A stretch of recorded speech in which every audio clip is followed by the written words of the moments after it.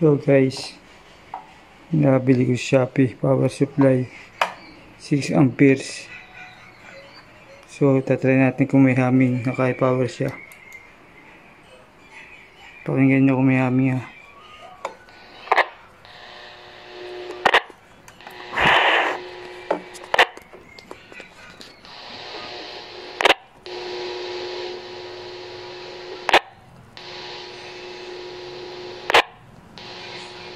Pwede na. May humming siyang konti. May humming siyang konti. Pero pag low power siya,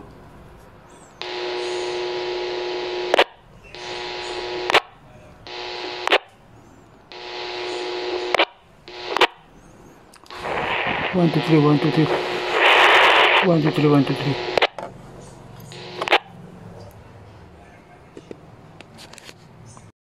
Try natin kung naka-aerial siya. Naka-aerial siya ngayon. Kapag rubber na kasi may humming. So ngayon may aerial na siya. Pakinggan nyo kung may humming na. Naka-high power tayo ha. Ito yung low power. Itong high power.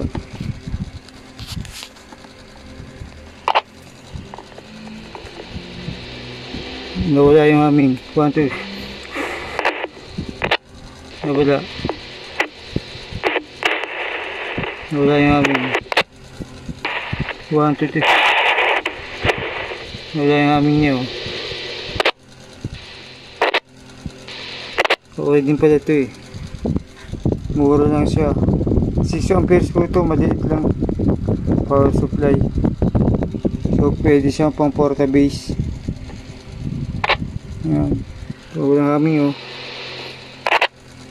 Ito rin ulit ng rubber duck. Ulit lang. Ito na guys, naka-rubber duck na tayo. May humming. Wala rin pala.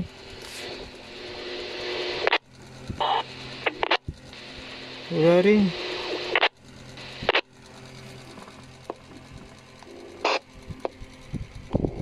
Ito may humming dito.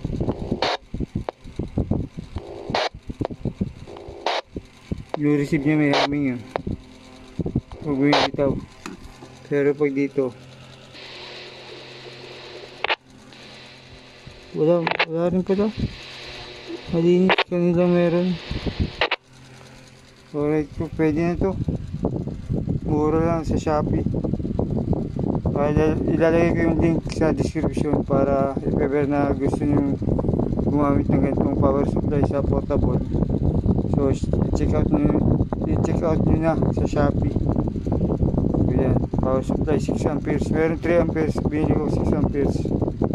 Ayan, tested na siya. Okay na siya.